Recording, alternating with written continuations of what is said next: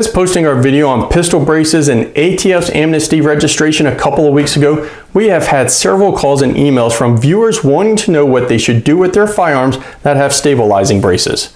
So, we are going to go over what you can do to keep from having to register those firearms as NFA items and avoid ATF's amnesty period.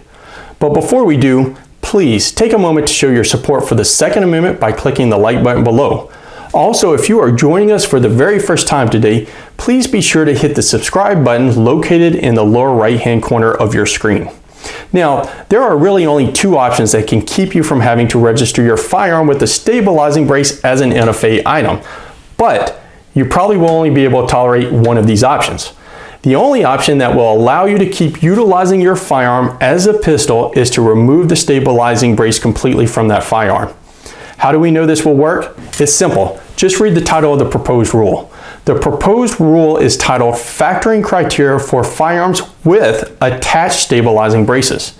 Not only does the title let us know this option will work, but the proposed rule reads, because short-barreled rifles are among the firearms considered unusual and dangerous, subjecting them to regulation under the NFA, it is especially important that such weapons be properly classified.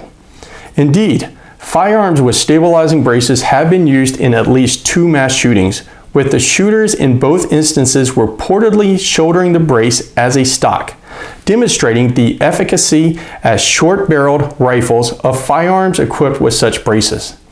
So, if you want to keep your firearm as a pistol and not have to pay an extra $200 for a tax stamp, just remove the stabilizing brace and this proposed rule will not apply to you anymore.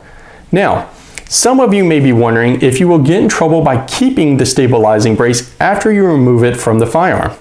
And the answer is no.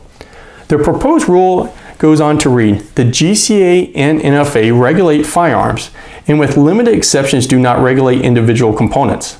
Accordingly, ATF does not classify unregulated components or accessories alone under the GCA and NFA. However, components or accessories when attached to a firearm can affect the classification of a firearm because 1. A component's or an accessory's likely use may be relevant in assessing the manufacturer or maker's purported intent with respect to the design of a firearm, and number 2, the design of a component or an accessory may result in a firearm falling within a particular statutory definition. The proposed rule even gives the example of how if you attached a forward secondary grip to a pistol, it becomes an AOW or any other weapon under the NFA.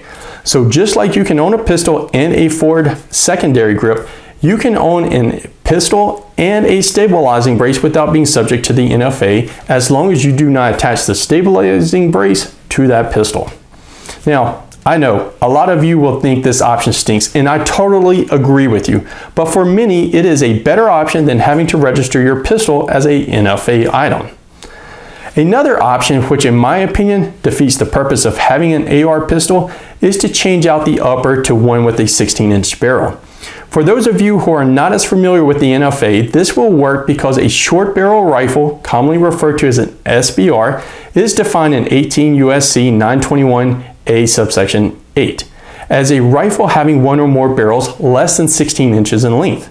Therefore, if the barrel is 16 inches or longer, it is not considered a SBR, so under the proposed rule, you can keep the stabilizing brace on it. Of course, if you decide to go with this option, you might as well just change out the stabilizing brace for a regular stock. I know neither of these options are very attractive, but there are no other viable options to keep from having to register your firearm with the stabilizing brace as an NFA item. Let us know if you have any questions by leaving a comment below in the comments section, or if you prefer a more private way, feel free to email your questions to questions@thefirearmfirm.com. Until next time, stay armed and educated.